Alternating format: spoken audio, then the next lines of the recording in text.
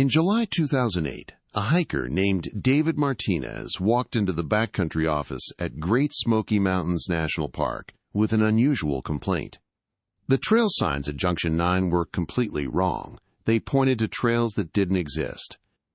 Ranger Thomas Chen pulled out a map and asked Martinez to show him what he'd seen.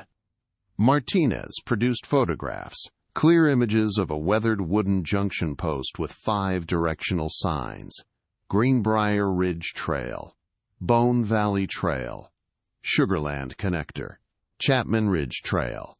None of those trails connected to Junction 9, not according to the official map.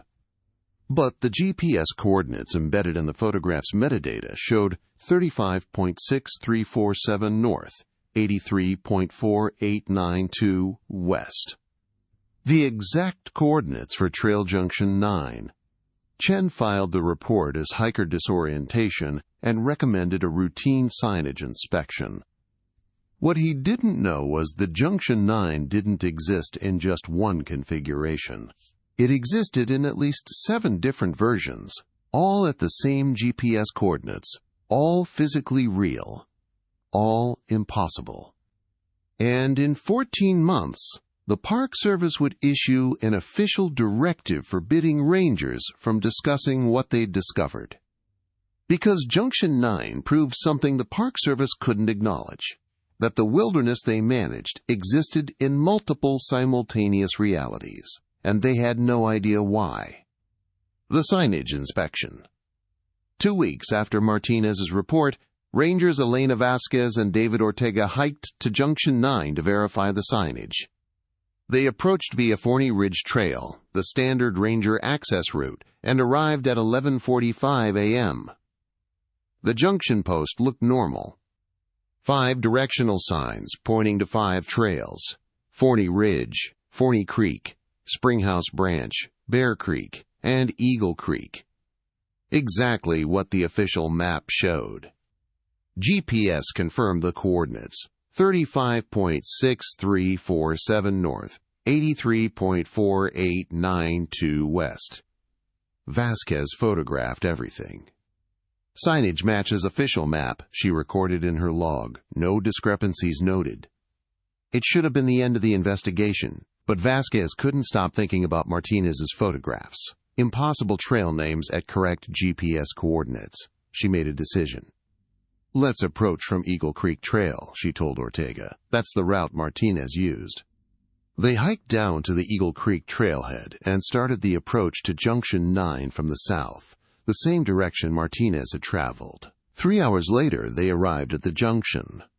The GPS showed the same coordinates: 35.6347 north, 83.4892 west. But the signs were different. Completely different. Greenbrier Ridge Trail, Bone Valley Trail, Sugarland Connector, Chapman Ridge Trail. Exactly what Martinez had photographed. Exactly what shouldn't exist at Junction 9. "We were here 4 hours ago," Ortega said quietly. "The signs were different." Vasquez pulled out her camera and compared the photos. Same wooden post. Same weathered gray wood. Same mounting hardware. Different trail names. They decided to test it. Follow one of these impossible trails and see where it leads. They took the path marked Greenbrier Ridge Trail North. The trail was real, properly maintained, clearly blazed, official looking. After 1.2 miles, they reached another junction post. It was Junction 9 again. Same GPS coordinates. 3rd set of different trail signs: Walker Creek Trail, Mingus Creek Trail, Hughes Ridge Trail, Nettle Creek Trail. Some of these trails existed in the park, miles away from Junction 9. Some had been closed in the 1970s. Some had never existed at all. For the next 4 hours, Vasquez and Ortega hiked in circles. They encountered Junction 9 6 more times. Different trail configurations each time, same coordinates every time. When they finally found a version that listed Forney Ridge Trail, return to Trailhead, they took it. They emerged at their patrol vehicle at 9:45 p.m. Their GPS log showed they'd hiked 23 miles. The actual distance from Junction 9 to the trailhead was 7 miles. They'd walked 16 extra miles through versions of Junction 9 that shouldn't exist. Vasquez wrote in her report, Trail Junction 9 exists in multiple simultaneous configurations, recommend immediate closure and comprehensive investigation. 3 weeks later, Regional Command approved the investigation. Field note: how GPS works. To understand why Junction 9 is impossible, you need to understand how GPS determines location.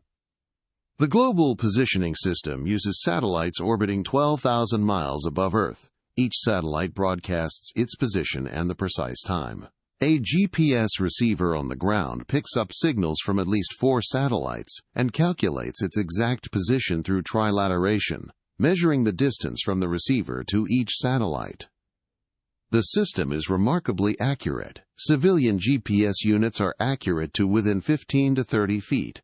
Professional surveying equipment achieves accuracy within inches. Here's the critical point. GPS coordinates represent a specific point in three-dimensional space. If 2 GPS units show the same coordinates, they are at the same physical location. This isn't ambiguous. It's mathematical certainty. When multiple GPS units all display 35.6347 north, 83.4892 west, they're all measuring the same point in space. But at Junction 9, that single point contains multiple different physical configurations simultaneously. The GPS measurements are correct. The coordinates are accurate and consistent. The junction post is real. It's physical wood and metal that shows up in photographs. But somehow, that coordinate hosts different versions of the same junction, same location, different signs, different trails, different realities. This shouldn't be possible. GPS doesn't lie about position. Physical space doesn't branch into alternate versions. Yet at Junction 9, it does. The 5-Ranger Test. On August 15, 2008, Ranger Marcus Webb organized what he called the convergence test. 5 Rangers would approach Junction 9 from 5 different trails, all arriving at exactly 1 p.m. They'd maintain radio communication, photograph what they saw, and confirm GPS coordinates. The goal: determine if Junction 9's configuration depended on which trail you used to get there. Webb started from Eagle Creek Trailhead. At 1 p.m., he stepped into the clearing at Junction 9. GPS confirmed 35.6347 north, 83.4892 west. He photographed the junction post. 5 signs: Greenbrier Ridge Trail, Bone Valley Trail, Sugarland Connector, Chapman Ridge Trail, Eagle Creek Trail. Webb at Junction 9, he said into his radio, time is 1300 hours. GPS confirms coordinates, beginning documentation. Vasquez at Junction 9, came the reply. Same time, same coordinates. Where are you, Webb? I'm standing at the junction post and I don't see you. Webb looked around the clearing. He was alone. Ortega at Junction 9, GPS confirmed. I'm alone here. Where is everyone? Chen at Junction 9, same coordinates. No other personnel visible. Nakamura at Junction 9, I'm the only one here.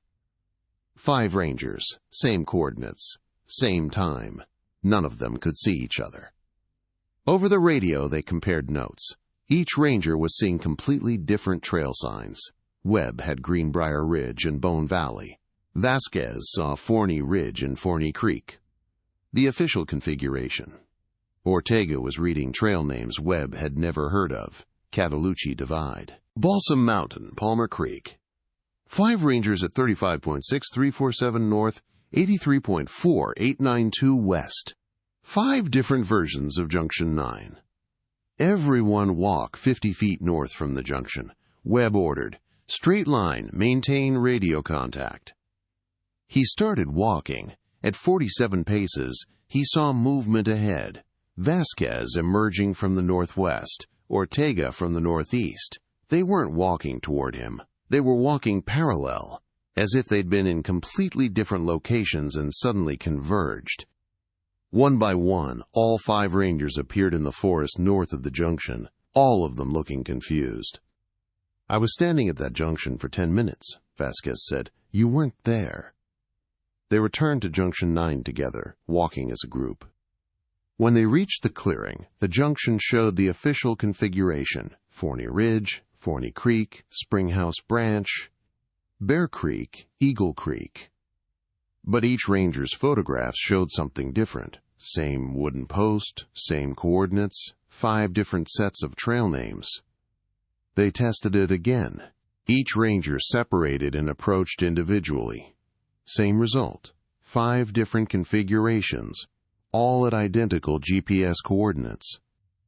Junction 9 didn't exist in one version. It existed in at least 5 simultaneous versions, all physically real, all occupying the same point in space.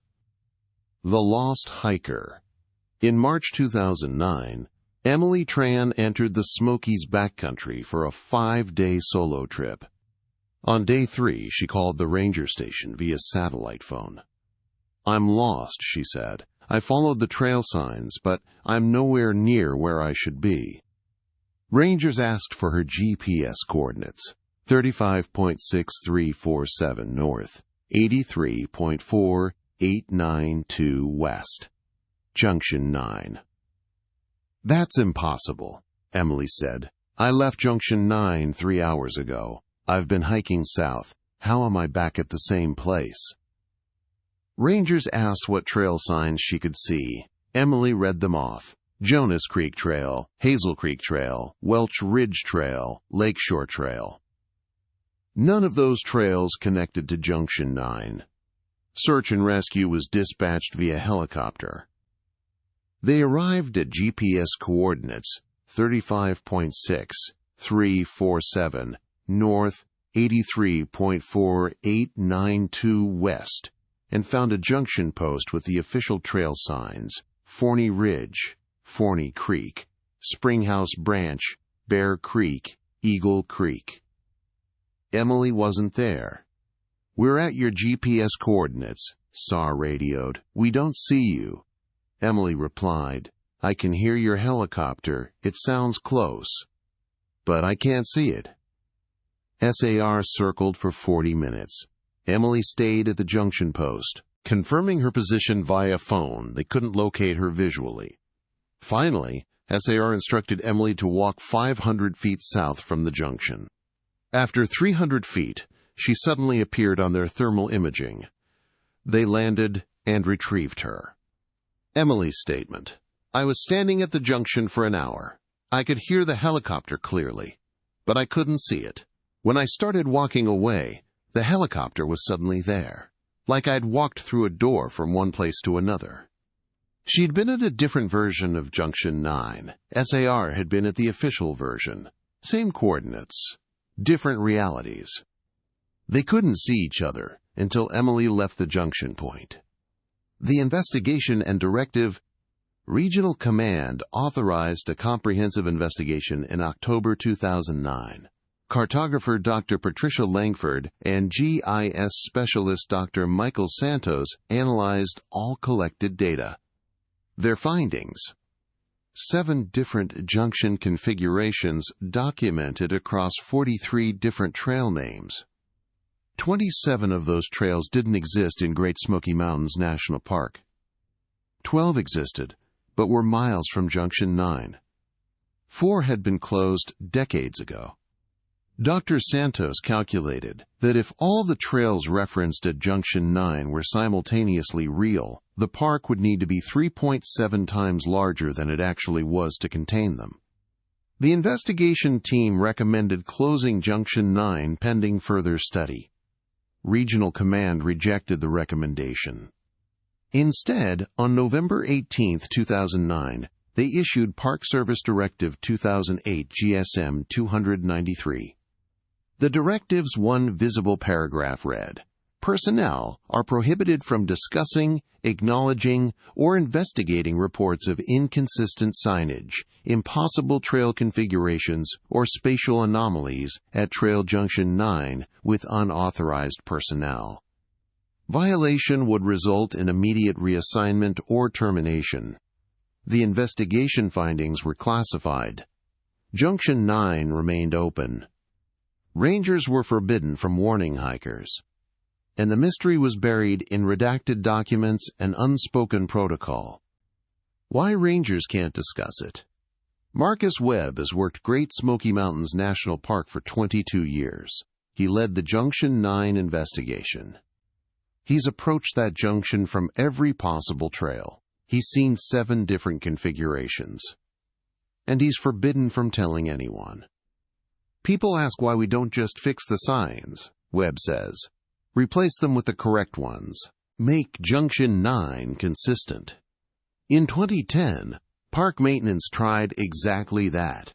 They removed all 5 signs from the junction post and installed a new set, the official configuration only.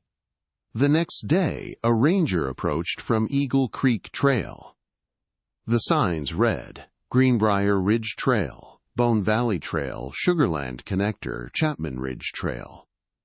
Not the signs they'd installed, different signs. The old weathered signs they'd removed. Maintenance returned to check. They found the official signs they'd installed, still in storage at the ranger station. The alternate signs had appeared at Junction 9 overnight, signs that had been removed weeks earlier, signs that shouldn't exist. We don't control what signs appear at Junction 9, Webb explains. The junction controls its own configuration. So rangers are forbidden to discuss it because they can't fix it. They can't predict which version a hiker will encounter. They can't explain what's happening. And acknowledging it creates massive liability. If the Park Service admits Junction 9 exists in multiple configurations, they're responsible for every hiker who gets lost following impossible trail signs. More than that, admitting one junction exists in 7 versions means admitting they don't understand how space works in their own park. Since 2009, 47 hikers have gotten lost following Junction 9 signs. All were found, all returned safely, but all followed trail signs that led somewhere unexpected. The reports are filed under code spatial-convergence and forwarded to regional command. No local investigation. No public acknowledgement. The directive exists to protect an illusion, Webb says. The illusion that we understand the terrain we're managing, that maps are accurate, that GPS coordinates point to singular locations, that when you hike a trail, you're walking through one consistent version of the park. The unsettling truth. But here's what haunts Marcus Webb after 2 decades of working the Smokies. Every time I visit Junction 9, I wonder, am I walking through the same park I left? If Junction 9 exists in 7 versions, maybe he's crossed between them without knowing. Maybe he hiked into one version of the Smokies and returned to a slightly different one.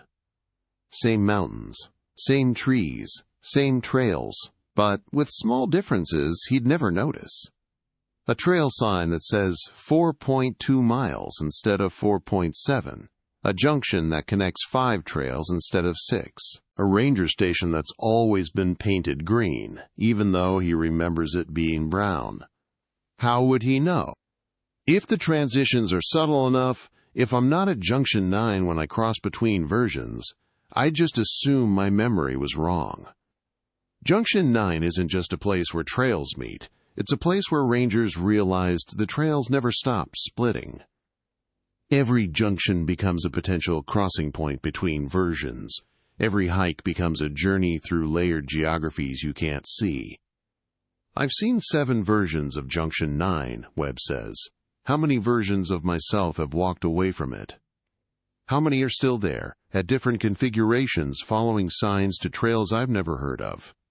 He doesn't know. The directive says, don't discuss it. So he doesn't. But I know. Webb says, and now so do you. Junction 9 is still on the maps, still open, still sending hikers down trails that lead to versions of the park that might not be the version they entered. And rangers are forbidden from warning them. Not to protect hikers, to protect the illusion that we understand where those trails lead.